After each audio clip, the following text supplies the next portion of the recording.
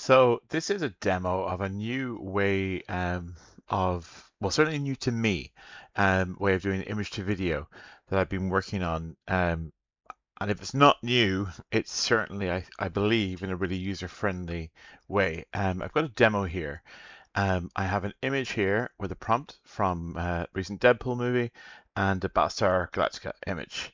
So let's start with the Battlestar Galactica. So this workflow, when I release this node pack for this tomorrow, will be in the node pack. So I'm going to do scenario 2, Boolean 2, which is effectively here. So the one with the joke red nose looks at the viewer and then takes off a red nose and throws it on the ground. So before I run this, what this actually does is it intercepts the conditioning and uses masking effectively to force WAN to adjust it as it comes in the I2V process. Often the first couple of frames are a bit garbled, so I have a little note here called drop first frames, which actually could be useful for in general for workflows beyond this, which is there. But I'm just going to run this with this prompt. Now, that's actually, because I just did it a minute ago, it had it in cache. So I'm going to hit play. And just so you know, rather than just relying on a cache one, let's just increment the seed, and let's do another. So it won't work every single time, but we shall see what we get here. Nothing like a real demo where you... Okay, here we go. Doing these at quite a low resolution. I'm going to show you the masking options in a moment, but I just want to see you for you to see the effect. So yeah, that's worked very well. Now, how that's happening is, and this is the node that I've made. So what's happening there is, now you can use an external mask or even an external depth map so that it will actually change stuff based on the distance. But I here have generate person mask and I have face and hair turned on. Now I could invert that, by the way. And this allows tinting, which doesn't always work very well, but it allows you to tint the region with certain colors. Your mileage may vary. This is a little tweak that's handy for changing the strength of the text prompt relative to the image in I2V. But before I show you the next feature, let's switch to the other scenario. So this is scenario 1.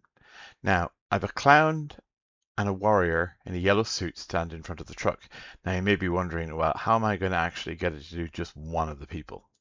So you could, of course, just mask with the load image and pass the mask to the mask input, which would override the built-in. But I actually have, if I do face, hair, body, and clothes, so we want to change face, hair, body, and clothes, and I'm going to say ignore the right 50% of the image. So ignore the right 50%. And if I hit run, what should happen is that only Deadpool gets changed. You can see a little mask preview here. Let's go over here. It won't take too long. I'm at quite a low res.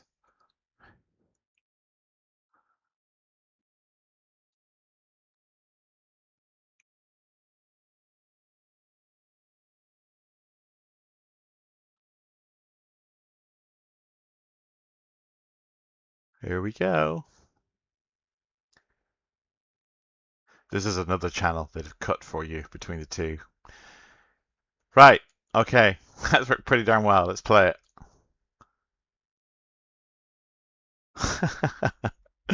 Yeah, so as you can see, that has totally ignored Hugh Jackman. Jackman, I should say, not Jackman, but anyway. But you can see it works fairly well. Now there are some other built-in modes where you can say turn off the person mask and do, top half, bottom half, left, center, edges, gradient, top, bottom, left, right, vignette. Um, there is also for if you are using the depth maps, depth threshold, there's feathering, there's mask, there's grow mask, which you can apply in a positive or a negative. There's background, if you just want to change the background. But obviously this is very good for changing characters as well in a starting image of a generation. So it could be that you had a starting image of a last frame of maybe an I2V scene that you were improving before doing the next section, and you wanted to regenerate the character's face before doing the next section of the video. So this I will be bringing out tomorrow. I have one or two little bugs I'm just sorting out between now and when I hit the hay, and then I'll get this out tomorrow.